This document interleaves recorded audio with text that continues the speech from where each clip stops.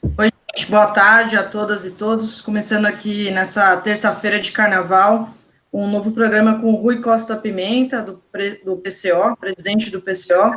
Eu sou a Gisele Federici, a gente está ao vivo aqui na TV 247 e vou pedir para o Rui comentar aí os últimos fatos da política do país nos últimos dias, né? Acho que o principal fato foi a saída temporária do Lula da prisão, deixou a cela por algumas horas para se despedir do neto, que morreu, né, o neto Arthur, de 7 anos, uma tragédia, vítima de meningite, e que comoveu o país, né, teve algumas mensagens de ódio na internet, mas acho que, no geral, comoveu bastante a sociedade, as redes sociais, a gente via muitas mensagens de apoio, de solidariedade ao ex-presidente. Mas, Rui, eu queria passar para você já pedindo para você comentar o seguinte: o Lula saiu com um aparato policial de guerra, né? Como se ele fosse o homem mais perigoso do país. Tinha um policial lá com um escudo, com polícia de Miami no uniforme. Como é que você viu essa saída espetacular e midiática do Lula da prisão? Olha, primeiramente, eu acho que o fato dele ter saído, que foi um fato que está em contradição com o conjunto da situação, mostra como a direita nacional e a extrema-direita estão sob pressão, né? É uma coisa que se reflete muito no Carnaval, que vamos comentar na sequência. E aí, logicamente, que todo o aparato policial é o medo de que haja uma intervenção popular que acabe abrindo uma crise, né? Você imagina, por exemplo, se uma multidão lá decide que o Lula não vai voltar para a cadeia, essa coisa toda, isso aí abriria uma crise muito grande. Eu acho que, inclusive, é uma coisa que, na minha opinião, está prestes a acontecer a qualquer momento, uma coisa dessa.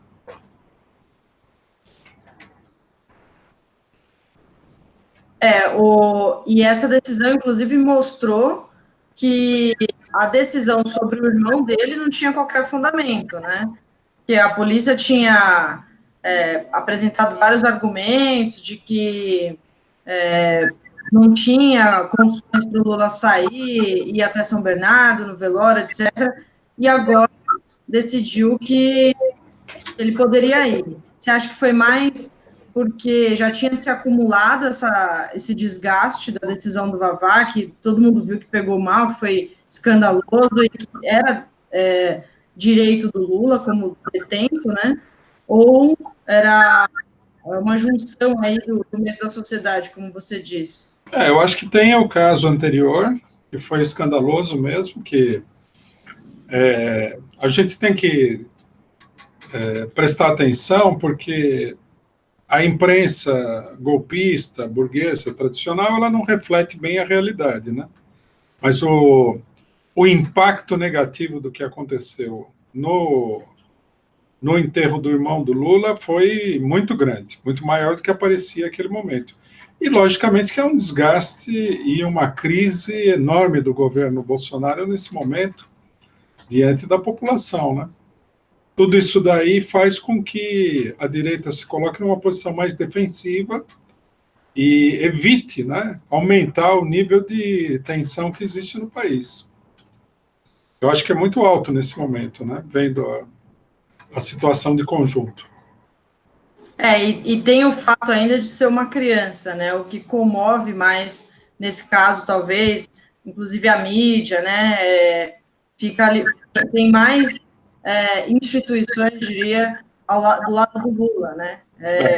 Quando se envolve o neto, porque aí muita gente sabe que sentimento é esse, o sentimento do pai, etc. E aí fica fazendo essa solidariedade muito maior do que o caso do irmão mais velho, né?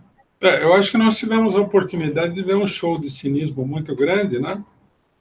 De gente da Rede Globo, personalidades de direita e tal, tudo falando, não, nós não podemos, temos que ser humanos, né?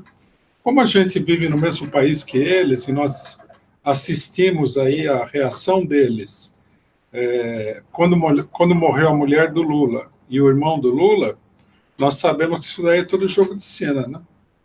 Eles acham que a situação evoluiu de uma tal maneira que se você começar a falar o mesmo tipo de coisas selvagens, bárbaras, agressivas que eles costumam falar, o resultado poderia ser muito negativo. Tanto que um ou outro bolsonarista aí que se arriscou, né, a falar mal da morte do neto do Lula, foi calado pelo resto, né? O resto entrou. Eu fiquei espantado, vi até a Raquel Sherazade lá fazendo um longo discurso sobre a humanidade e tal. Isso tudo, a gente tem que deixar claro, é uma manifestação de cinismo e de medo da população, né? Porque essa gente não tem isso aí de... Pode ser criança, pode ser velho, né? Todos nós vimos o que aconteceu quando a mulher do Lula morreu. Foi um show de ataques contra o Lula e tudo. E eu não me lembro de ter aparecido ninguém para falar, nossa, sejamos humanos, né? A mulher do Lula morreu e tal, papapá. Não teve nada disso. Então agora eles estão aí todos humanos, né? Mas não vamos acreditar, não. De trás dessa pele humana aí tem uns verdadeiros répteis políticos que não tem coração, não tem nada. O Reinaldo Azevedo fez outra mensagem de solidariedade também, e a gente quase esquece o passado, mas não esquece, né? O Reinaldo, ele fez também bem nessa linha. Teve uma decisão também que foi bem polêmica, né? Apesar de ter deixado o Lula sair, a juíza Carolina Lebos colocou um limite de 1h30 para ele no velório. Isso ainda é para demonstrar o poder que a Lava Jato tem sobre ele? Foi uma concessão, né? Diante de toda a situação que está criada, mas muito controlada, né? Para mostrar o seguinte, veja, nós estamos fazendo isso aqui, mas não fiquem muito animados, porque o mesmo tratamento linha dura que tem sido aplicado até agora vai efetivamente continuar.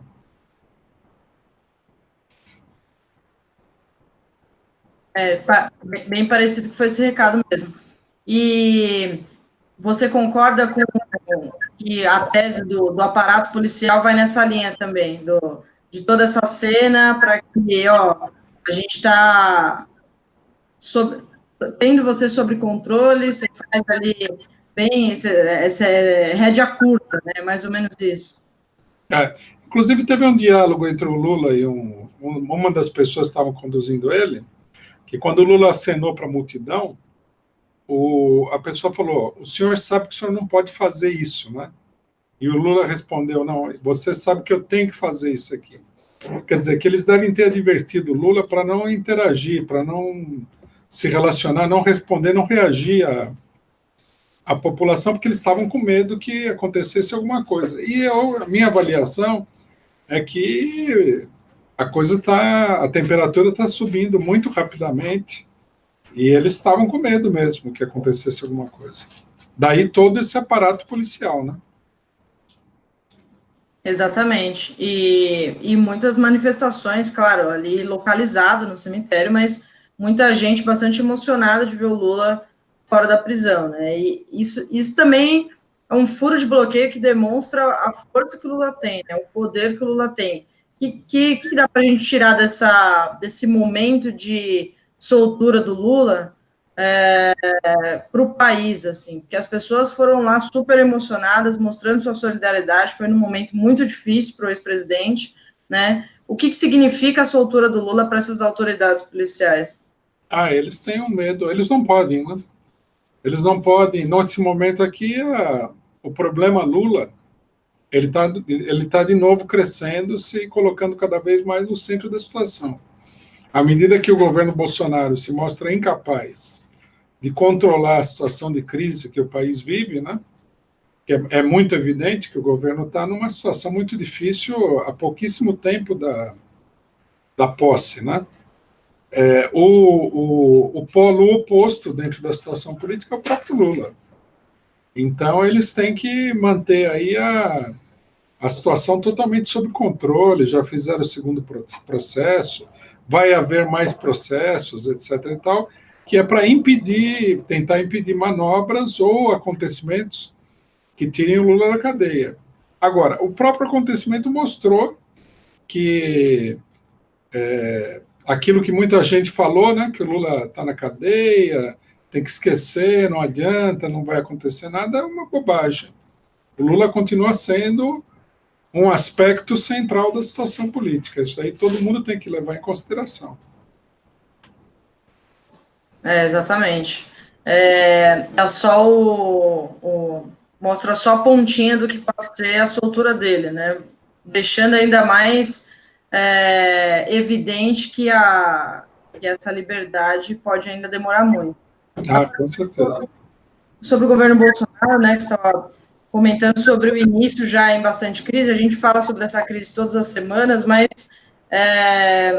ela tem se agravado, né? Eu diria que até pessoas que estão dentro do governo e que nem são de esquerda estão vendo problemas ali que podem se tornar insustentáveis. Por exemplo, teve uma demissão de um embaixador, né, uma exoneração de um embaixador, que fez postagens no blog dele, né, e foram coisas completamente irrisórias, né, ele publicou, inclusive, artigos dos dois lados sobre uma questão que era a Venezuela, né, artigo do FHC, artigo do chanceler respondendo, etc., ou seja, ele quis passar duas visões, segundo ele, sobre a questão da Venezuela, e mesmo assim já foi tirado de cena. Ao mesmo tempo, teve um outro caso que pode parecer diferente, mas eu vejo até uma semelhança, que é a autoridade policial em Minas Gerais tentando orientar os foliões, né, impedir os foliões de gritarem contra Bolsonaro. A gente já está vendo explicitamente uma censura, internamente e externa também, e é tão difícil assim a gente identificar que a democracia não é mais a mesma? Eu acho que nós temos aí, esses fatos que você mencionou, eles mostram uma situação contraditória, que a gente não deve ignorar. Por um lado, a manifestação popular no Carnaval é gigantesca contra o Bolsonaro, tá? E a manifestação a favor do Bolsonaro é nenhuma no Carnaval.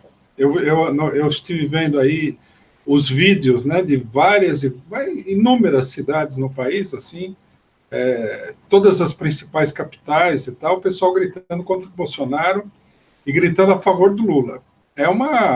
O Carnaval se transformou numa gigantesca manifestação para pedir a saída do Bolsonaro do governo, na realidade. É isso que está acontecendo, né? Quer dizer, o pessoal está passando por cima de todo tipo de pudor em relação ao problema Bolsonaro. De outro lado, nós temos esse tipo de manifestação que é do próprio governo, na verdade, se apoderando do aparato do Estado, né? Porque a demissão de diplomatas e a substituição por outras pessoas já não é uma transformação que diga respeito ao governo, mas ao Estado de conjunto, né? A diplomacia, os diplomatas são diplomatas de carreira. Se você vai substituir esse pessoal, então você está aí com a proposta de uma modificação profunda no próprio Estado, né? Quer dizer, há elementos contraditórios. De um lado, o governo procura apertar, tem a questão das tentativas de repressão no Carnaval, mas em muitos lugares também isso aí não vigora, porque o povo passa por cima, né? Tem essas tentativas em relação à questão dos diplomatas e outras coisas que estão sendo feitas. O Bolsonaro está fazendo muita coisa ao mesmo tempo, né? O governo está fazendo muita coisa ao mesmo tempo que não dá nem para acompanhar, como aconteceu um pouco na época do Temer, né? Dá a impressão assim, vamos fazer todo aquele grande pacote de ataque à população tudo de uma vez. E, de outro lado, há sinais de crise que são muito evidentes, né? Por exemplo, a imprensa burguesa, toda ela apareceu advertindo o Sérgio Moro que talvez não seja o caso continuar no governo. Isso pode comprometer, né, a credibilidade do Sérgio Moro, que já está muito abalada também, né? Então, quer dizer, se o pessoal está falando para ele sair do governo, num certo sentido, eles estão dando o recado de que esse governo está numa situação tão instável que ele poderia O próprio Bolsonaro poderia ser substituído, a crise vai se aprofundar e tudo mais. Né? Eu vi gente falando aí até... Lógico, sempre tem o pessoal otimista que acha que tudo vai, no final das contas, vai dar bem. É um pouco como aquela história do Cândido do Voltaire, né? Tudo é para o melhor dos mundos possíveis. Mas o fato é que nós estamos aí numa crise muito grande desse governo. E o fundamento maior da crise é a repulsa popular ao governo, que é muito grande. Tá? Nós comentamos na semana passada a pesquisa, né, de opinião que dava 39% de aprovação para o Bolsonaro. Depois alguém me falou que essa pesquisa foi feita majoritariamente com eleitores do Bolsonaro. Quer dizer que os 39%, de fato, era muito menos do que 39%. E, na realidade, a popularidade do Bolsonaro nesse momento é quase nenhuma. Né? Quem é que está defendendo o Bolsonaro aí no meio da população? Onde é que tem manifestação de apoio a ele? Nenhuma. E as manifestações contra são muito grandes. O Carnaval está mostrando isso, né, Rui? Teve um bloquinho pró-Bolsonaro aqui em São Paulo, não apareceu ninguém. Não apareceu ninguém. A Folha deu uma matéria tirando sarro disso, né? E nas passarelas teve homenagem a Marielle Franco, que é obviamente, uma questão que é antagônica ali aos bolsonaristas, que quebram homenagens à Marielle, né, a placa, etc. Sempre falam que, morre gente de todo lado, porque tanta coisa Marielle. Então, Marielle é o símbolo da resistência, vai fazer 1 ano da morte dela.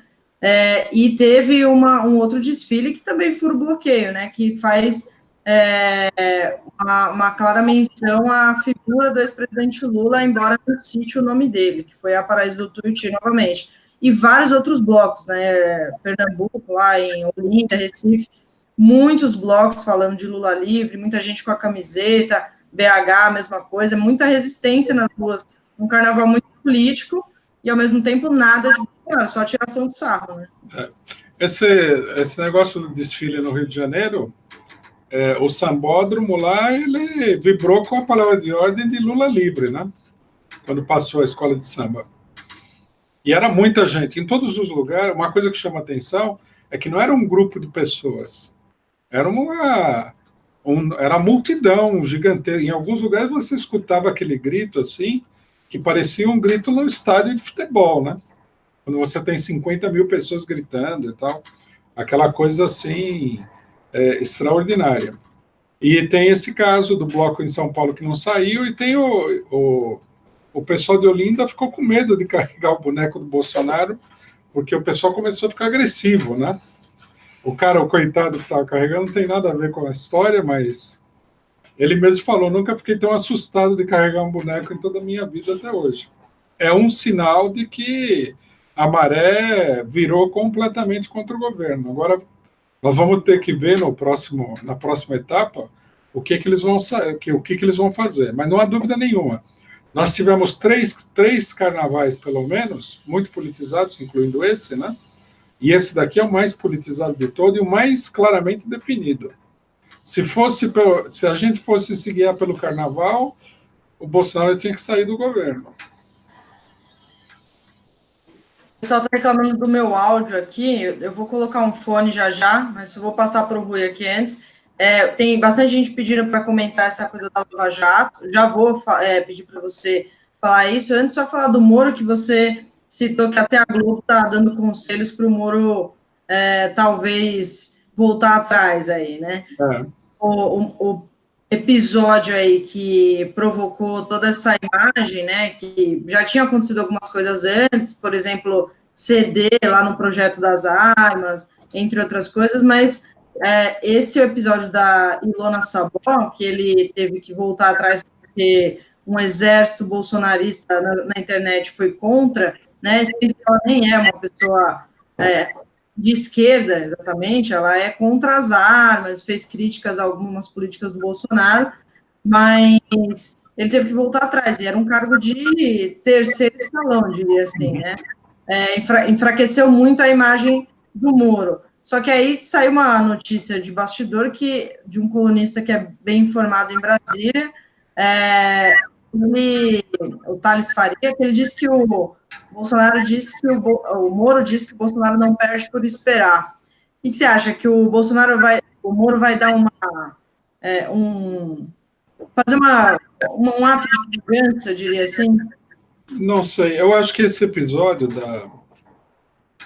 dessa moça, ele, na realidade, o significado dele é outro.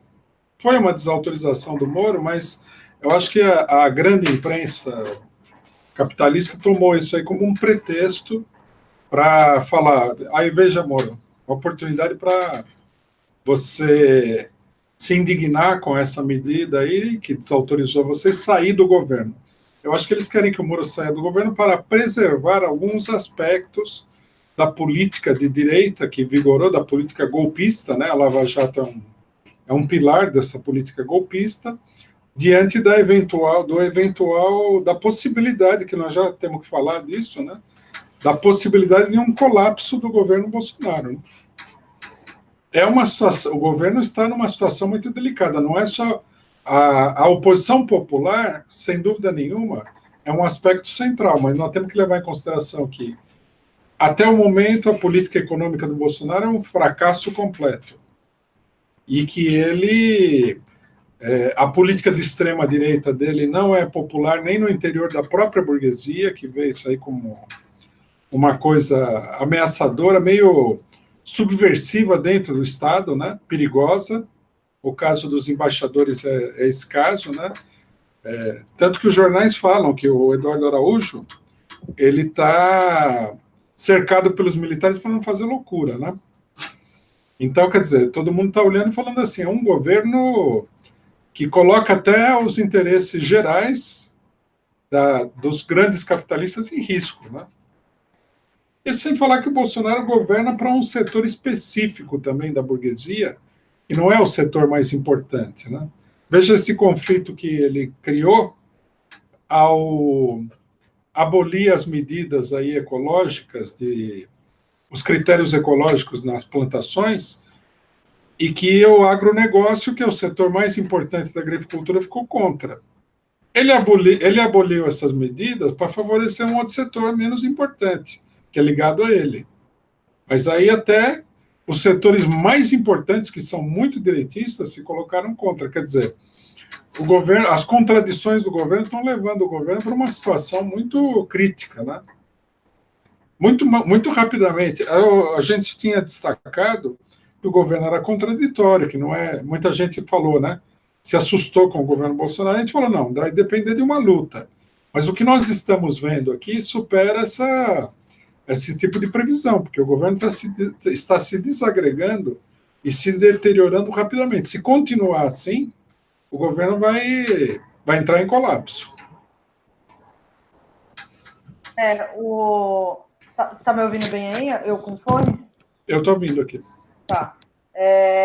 Essa questão dos militares, né, veio à tona nesse episódio do embaixador exonerado, né, que falou, inclusive, que os militares estão tentando impedir ainda mais barbaridades do Bolsonaro, só que as barbaridades continuam saindo, né? Por exemplo, nesse carnaval ele fez vários anúncios que são barbaridades, né? Por exemplo, ele voltou a falar da Lava Jato na educação.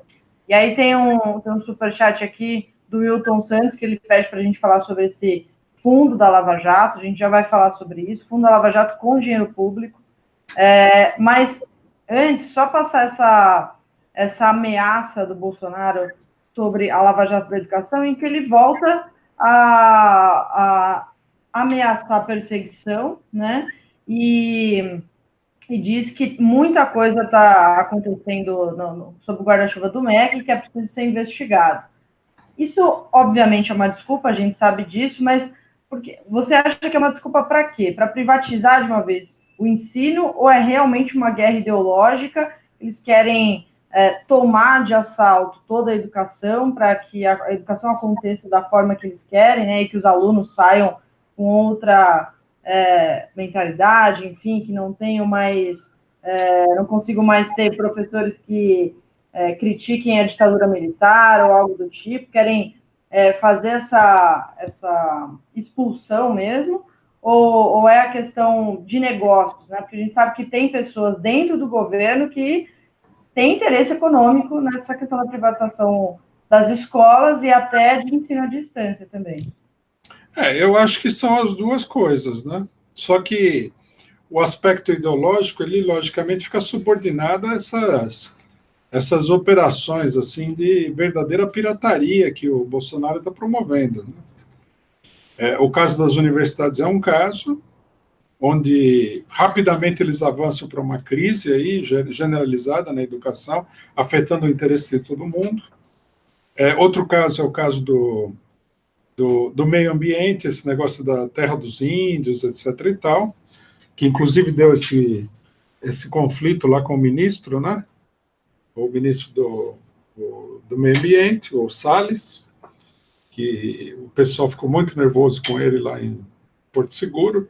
Eu acho que são operações ideológicas, de um lado, tem um setor ideológico, mas essas operações ideológicas elas servem como cobertura para um assalto direto à população, ao patrimônio público e tudo mais. Porque nós temos que entender que esse governo é um governo do baixo clero, o baixo clero não participa dos altos negócios, aí chega ao governo, a pressão para que eles acabem devorando o patrimônio público aí rapidamente é muito grande.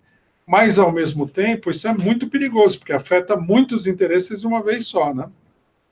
Então, isso tem colocado o governo numa situação crítica. E o Bolsonaro, felizmente ou infelizmente, ele é cabeça dura e ele procura manter essa política. Lógico, ele é pressionado também, porque tem o pessoal que apoiou ele, né? O pessoal que apoiou ele que era a sua recompensa política, né? Então, o caso, por exemplo, dessa moça do Moro, é um típico caso da base do Bolsonaro, o pessoal que é a favor da liberação das armas, né? Que eu acho que é uma das poucas reivindicações assim reais da base do Bolsonaro, é essa daí, que eles realmente querem isso daí, não é mera demagogia. E o pessoal se insurgiu porque estava havendo uma volta atrás do governo, né? Numa questão que eles consideram essencial. Então, eles têm essa base que é pequena, mas é o que sustenta o governo, e eles têm uma base de capitalistas, que são capitalistas que normalmente ficam excluídos dos grandes negócios da política, porque esses negócios estão na mão do PSDB, do DEM, etc. e tal. Agora apareceu aí um representante do baixo clero, e eles estão olhando e falando assim, a nossa oportunidade de canibalizar aí o Estado, né? Então vamos com tudo. Isso gera uma situação muito complicada, muito explosiva, né?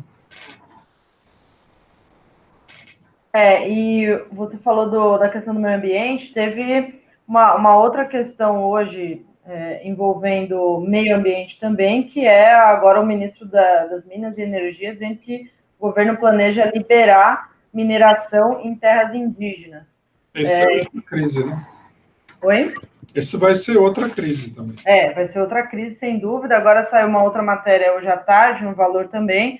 A matéria diz que o governo teria que consultar os indígenas, mas que informa que o ministro diz que eles não devem fazer isso, que eles não estão dispostos a fazer essa consulta. E sobre você ter falado que o Bolsonaro governa para um grupo, né, e está sempre tentando entregar ali o que esse grupo exige. E o caso da Ilona Sadó foi emblemático. Saiu uma reportagem, acho que não é o País, mostrando que o governo fica antenado na reação das redes sociais, e aí, dependendo do que acontece, né, se tem muitas reações negativas a algum fato, alguma notícia, eles voltam atrás ou eles mudam alguma coisa. Antes da Ilona Sadó, aconteceu o anúncio do professor do ministro da Educação, né, sobre o hino. Ele voltou atrás sobre a orientação de filmagem das crianças, mas porque teve uma explosão negativa nas redes sociais. Então, eles governam efetivamente orientados por reações nas redes sociais. Tem ali gente observando tudo isso, e aí, dependendo do que acontece, eles mudam o plano, ou modificam, enfim. vão seguindo ali o que diz o universo virtual. Isso, sem dúvida, vai culminar numa outra crise, né? Assim como os filhos, o Carlos Bolsonaro acabou sendo expulso ali de Brasília, basicamente. Isso não tem como terminar bem, né? Não tem. Não tem porque esse negócio de governar de olho nas redes sociais, na verdade, é governar para uma minoria da população, que é a minoria que apoia o Bolsonaro. No final das contas, nós estamos vendo aqui a rápida, como é que se diz? A realidade alcançando a aparência, né? O Bolsonaro foi eleito por uma fraude, não tinha um grande apoio, e fica claro agora que esse apoio, na sua maioria, se desfez, e ele está apoiado aí numa minoria de extrema-direita, que é a base tradicional dele, que a gente sabe que, na melhor das hipóteses, sendo muito generoso, não passa de 15% da população de jeito nenhum. E agora você vai governar para uma minoria, num momento de crise, num momento de contradições muito grandes, de conflitos, etc. e tal. Bom, isso aí só pode gerar conflitos absolutamente explosivos. Mas o que ele vai fazer? Porque se ele perder essa base, que é o que ele tem, aí ele não tem nada. Aí o governo deixa de existir. O governo fica à mercê de todos os seus inimigos políticos, porque não tem onde se sustentar, né?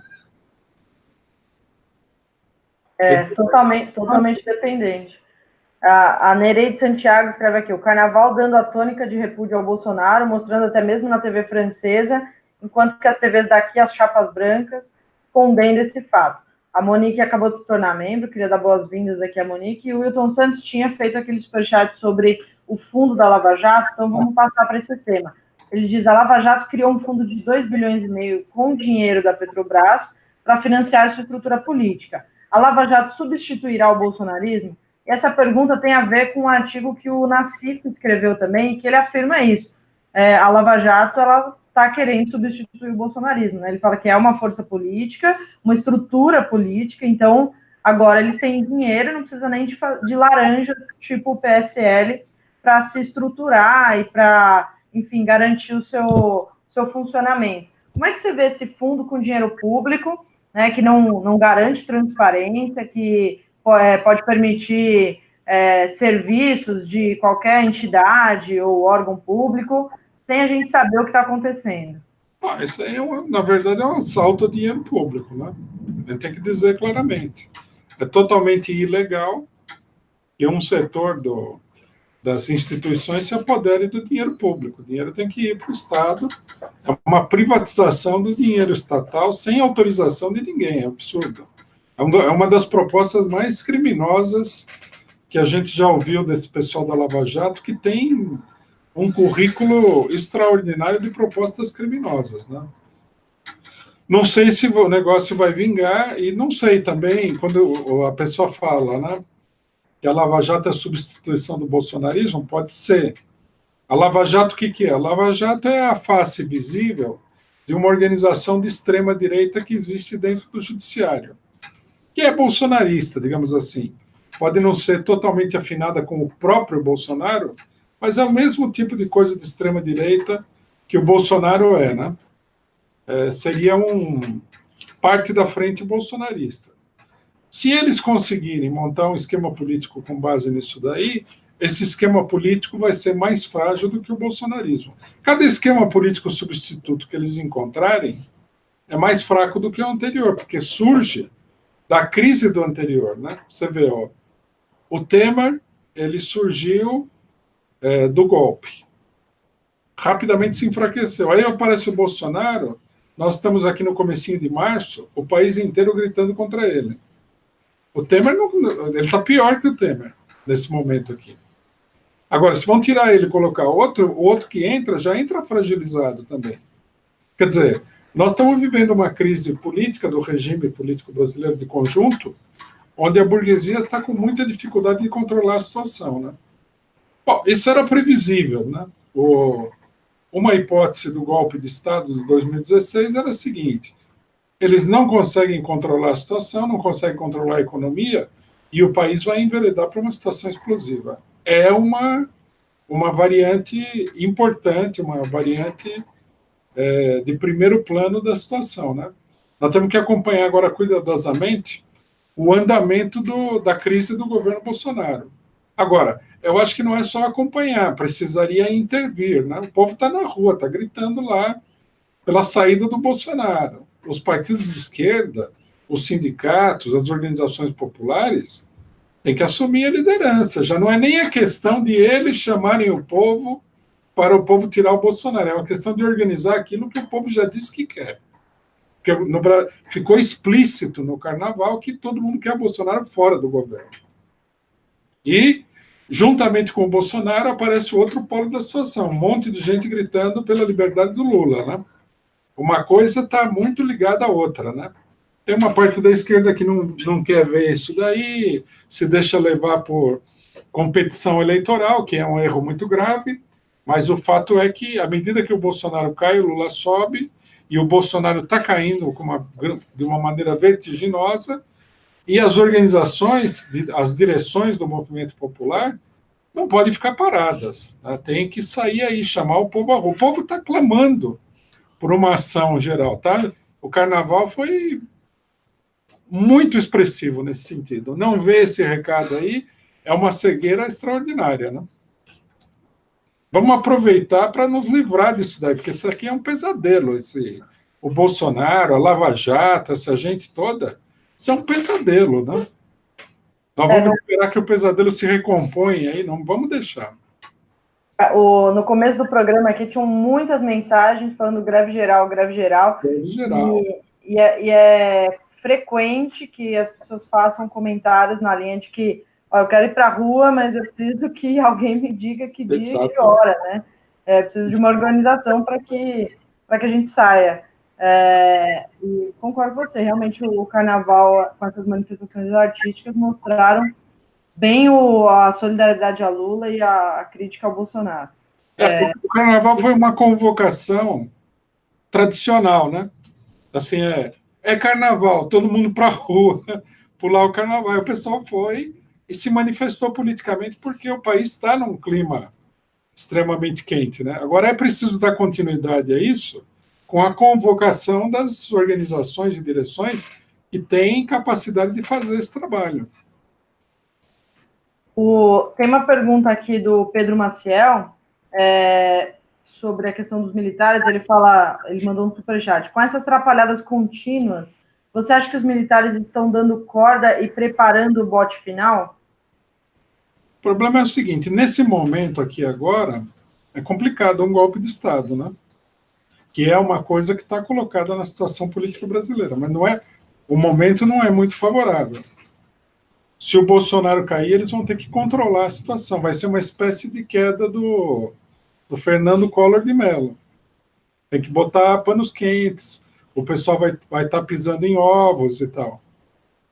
Então, eu acho que, lógico, os militares são uma ameaça permanente, mas nós temos que ver a cada etapa da situação política, da conjuntura, a viabilidade de determinadas ações. A conduta dos militares vai num sentido diferente do golpe nesse momento. A gente vê o Mourão, né? O Mourão, ele procura se apresentar como uma pessoa razoável, tolerante, democrática, né? Fazendo uma contraposição à maluquice do governo Bolsonaro, né? Isso daí já é uma indicação de que os militares acham que a situação está difícil. Então, se a situação continuar evoluindo como está agora, vai ser muito difícil uma solução de força. Vai ter que administrar a situação, né? Inclusive, esses atos de repressão aí, que a gente viu durante o Carnaval, isso aí joga tudo gasolina na fogueira. O presidente do PT de um determinado município aí foi preso por tal com a camisa do Lula, quebraram o braço dele na prisão. A repercussão disso aí é gigantesca contra o aparato repressivo. O negócio de Minas Gerais com o Witzel, que quer proibir o pessoal de se expressar no Carnaval, a mesma coisa. Nós não estamos, nesse momento, numa situação muito favorável para isso, né?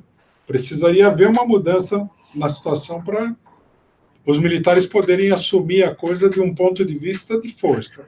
Outra coisa é que eles assumam o controle do governo e tentem administrar a crise, né? Os militares estão no governo, isso é possível. Essa questão do dirigente do PT foi gravíssima mesmo, porque a gente vê no vídeo que ele já estava imobilizado, então foi realmente uma violência proposital. E quando a gente ouve os discursos do Bolsonaro e de seus ministros contra os vermelhos, contra os petistas, a gente vê numa cena como essa, como esse discurso se reflete na prática, né, empoderando essas autoridades policiais, dizendo que eles podem fazer o que eles quiserem. E aí vou até ler uma mensagem que o Bolsonaro fez agora há pouco no Twitter, respondendo uma outra mensagem do juiz Marcelo Bretas, né? A do Bolsonaro é a seguinte: é urgente que o Congresso aprecie matérias para que os agentes de segurança pública ou não usem da letalidade para defender a população, caso precisem e estejam amparados por lei para que possamos resgatar a paz diante do terror que vivemos em todo o Brasil. Ou seja, ele está defendendo que se mate, e aí de acordo com o julgamento dessas autoridades, né? Então você mata antes de ter qualquer julgamento. Obviamente, quem vai morrer são os mais fragilizados da sociedade. A mensagem do Bretas era a seguinte, era em resposta a um tweet da Mônica Bergman, que criticou o filho do Coronel Telhada, que ele comemorou a morte de um suspeito, né? E aí o Bretas, e ela escreveu, polícia mata. E aí o Marcelo Bretas escreveu, policiais também morrem, em determinadas circunstâncias que só podem ser avaliadas casualmente e pelas autoridades competentes. A polícia deve usar a força e, eventualmente, até mesmo matar. Isso não é novidade, está na lei. Como é que você vê esses discursos, aliás, que é uma tabelinha aí, né, de juiz com presidente? Eu acho que, como é que se diz? Esse discurso é o mesmo discurso que a gente vem ouvindo aí há muito tempo, né? Esse Bretas aí é um juiz Câmara de Gás, todo mundo sabe disso daí, né? E como todo juiz Câmara de Gás, ele, o Moro, são os carreiristas aí que querem subir através da demagogia com essa violência. Eu acho que nesse sentido não há nada de novo. Agora, qual é a peculiaridade? Primeiro que o governo falar isso daí é uma atividade criminosa. Porque um presidente da República, ele não pode falar o que dá na telha dele. Ele é representante de uma instituição. Ele não pode sair por aí e falar, matem todo mundo. Inclusive, precisaria ver a legislação, mas eu acredito que isso daí incorre em crime de responsabilidade do governante. Então, eu não acho que ele possa fazer coisa dessa natureza. Os juízes também não poderiam, porque também são representantes do poder público, né? Isso daí, por um lado, é uma atividade criminosa de toda essa gente, como sempre eles foram, né? Eles são criminosos, eles são a favor da tortura, a tortura é um crime previsto na legislação brasileira, eles são a favor de um monte de coisas que no Estado de Direito, inclusive esse Estado de Direito precário aí, mambembe que existe no Brasil, não poderia ser aceito. Agora, a grande pergunta é por que eles estão saindo de novo com isso?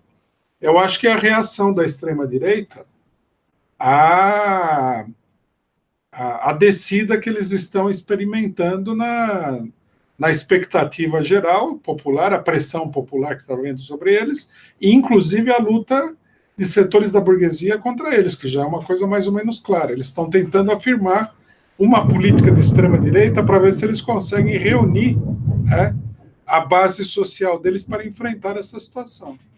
Não chama a atenção que o Bolsonaro fica o tempo todo no Twitter, no carnaval?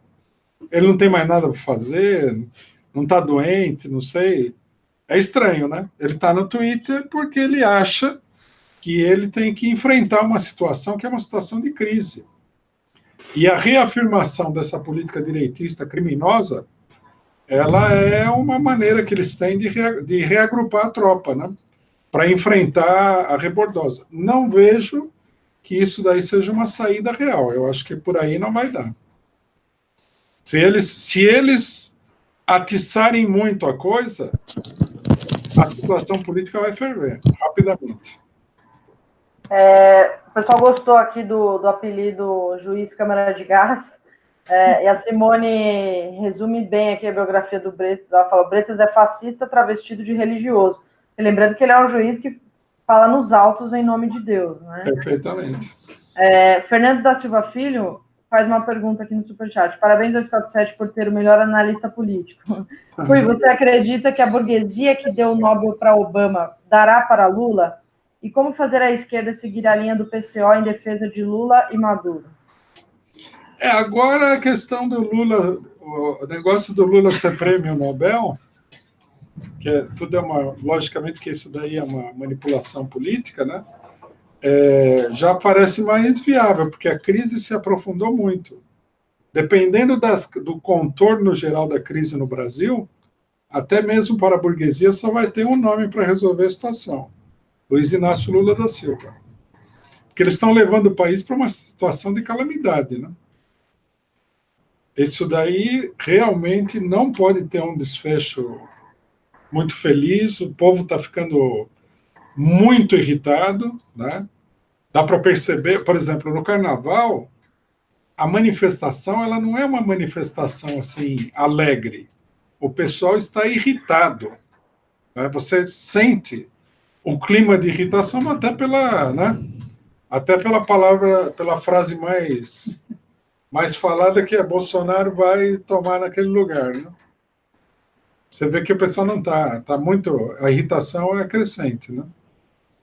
E aí a direita quer reagir com uma política agressiva, intimidatória, né? Tem que matar e não sei o quê. Bom, é uma política de enfrentamento contra um pessoal que está indo para o enfrentamento. Justamente. Né? Vai dar um choque. Vai dar um choque. O Bolsonaro também, nesse carnaval, saiu ofendendo a Daniela Mercury e o Caetano Veloso, porque eles tinham feito uma música contra a censura, uma música de carnaval que defendia a liberdade de expressão. E aí ele fez um tweet todo ofensivo, esses artistas, colocou entre aspas, né, esses famosos, e falou que eles são sustentados pela Lei Rouanet. Aí a Daniela Mercury respondeu, etc. Aí a Paula Lavigne escreveu agora há pouco: eu, se fosse o senhor, não tocava nesse assunto de música, pois o hit do carnaval é aí, Bolsonaro vai tomar naquele lugar, né? E não sou eu que estou cantando, e sim o povo. Houve aí ontem no Farol em Salvador, então é um negócio que ele tem que ficar na dele, né? E aí você vê que a Paula Lavigne, Caetano Veloso, é uma ala bem moderada aí da oposição, né? Uma ala que fica entre o PT, o PSOL e o PSDB, né? Essa turma. Se eles já estão respondendo assim e o Bolsonaro está atacando todo mundo, você vê que é uma situação de... os sinais de crise aparecem por todos os lados, né? E o Bolsonaro quer dominar isso aí no Twitter. Não vai acontecer. Uma última pergunta aqui da Magda Famil. O que a esquerda deve fazer diante da crise e luta de interesse no interior da própria direita? O Stucker está me ligando aqui, eu vou pedir para você comentar essa pergunta, eu vou ver o que aconteceu com essa notícia de que deram que o Stucker foi preso, né? Eu vou ver aqui o que está rolando nisso. Então, eu acho que... como é que é? Eu perdi aqui. Qual que era a pergunta mesmo? Desculpa, Gisele. Não, é a seguinte, peraí, deixa eu ler de novo. O que a esquerda deve fazer diante da crise e luta de interesse no interior da própria direita? Eu acho que nós temos que aproveitar essa crise, porque é um enfraquecimento muito grande do bloco golpista, né? O bloco golpista, ele, pressionado pela situação, ele foi indo, colocou o Bolsonaro, está enfrentando uma crise monumental e nós temos que partir para cima. Tem que ter um plano de lutas, tem que discutir a questão da greve geral, é isso que tem que fazer. Eu acho que não adianta ficar pensando em aliança com esses bagaços de política aí do PSDB. Isso aí tudo fracassou, né? Eles tiveram que entregar o bastão para o Bolsonaro. Se nós formos pensar em fazer aliança com esse pessoal, como tem gente que propõe, nós vamos estar tirando esse pessoal da lama em que eles se meteram, né? Vamos deixar eles na lama, vamos organizar o campo de esquerda popular, de trabalhadores, dos movimentos sociais, para lutar contra ele. Vamos ver se dessa vez a gente quebra essas estruturas, na Rede Globo, a máquina de propaganda, a máquina política, o sistema político excludente, antidemocrático que tem no Brasil, é hora de ver se a gente consegue passar a ofensiva e com um programa mais ambicioso do que aquele que a esquerda tem apresentado aí, né? Por exemplo, desfazer as privatizações, mudar a legislação, ter um regime mais aberto, mais representativo, né? Uma série de coisas, libertar os presos políticos, demolir a Lava Jato, tudo. Eu acho que a política pouco ambiciosa de ficar juntando com um com o outro para pequenas coisas é uma política errada. Dada a evolução da crise, nós temos que começar a pensar em virar a mesa.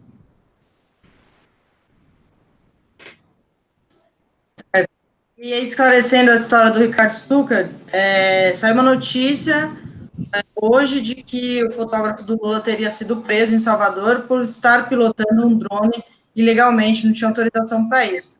Então, o que ele está me dizendo aqui é que ele não foi preso, ele só teve o drone apreendido, ele não chegou a ser preso. Mas a notícia era de que fotógrafo de Lula vai preso, né? Então, só esclarecendo que não é essa notícia, ele teve realmente o drone apreendido. Rui, vou fazer as... Só um comentário. Em Salvador, a pressão contra o Bolsonaro é gigantesca, né? É um foco de pressão. Uhum. Aliás, essa notícia, não dá para dizer que é a própria apreensão do drone, mas existe uma pressão em cima de pessoas que são muito próximas a Lula, obviamente, né? Uhum.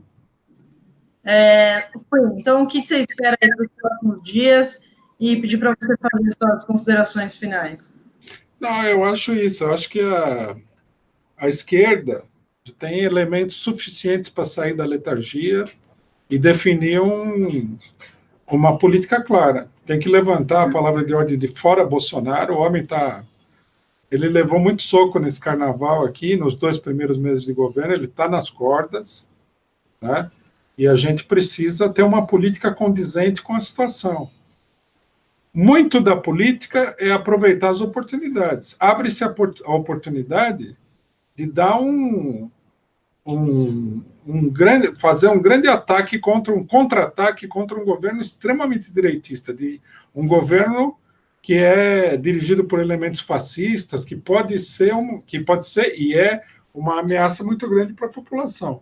Nós temos que ver, temos que deixar de lado a hesitação e partir para cima do governo. E ver se a gente consegue uma vitória de conjunto. Uma derrota do Bolsonaro, vamos supor que o governo Bolsonaro caísse, seria uma enorme vitória popular. Isso independentemente de quem vai entrar no lugar dele. Né? Porque em determinadas situações não importa quem entra. Se for uma coisa que vem da mobilização popular, o enfraquecimento de toda a direita vai ser muito grande. Bom, tem gente pedindo para você assumir a liderança nas organizações aí, para liderar a massa nas ruas em defesa do Lula e contra o governo Bolsonaro. Nós vamos fazer o possível. Eu não sei se a gente consegue assumir a liderança, não. Bom, a gente espera que nas próximas semanas tenham manifestações já de reforma da Previdência, né? Já tem algumas datas saindo em algumas cidades. Vamos ver como é que fica a organização para a gente divulgar certinho. Rui, obrigada por mais essa semana, mesmo na semana de carnaval, o pessoal estava até falando aqui, o Rui trabalhando no carnaval. Vocês também aí, né? A gente também, a gente não para nunca, só reveza. Eu que agradeço, Gisele. Valeu, Rui, até terça que vem, então. Até a semana que vem. Tchau, tchau. Tchau. Obrigada a todo mundo que assistiu também.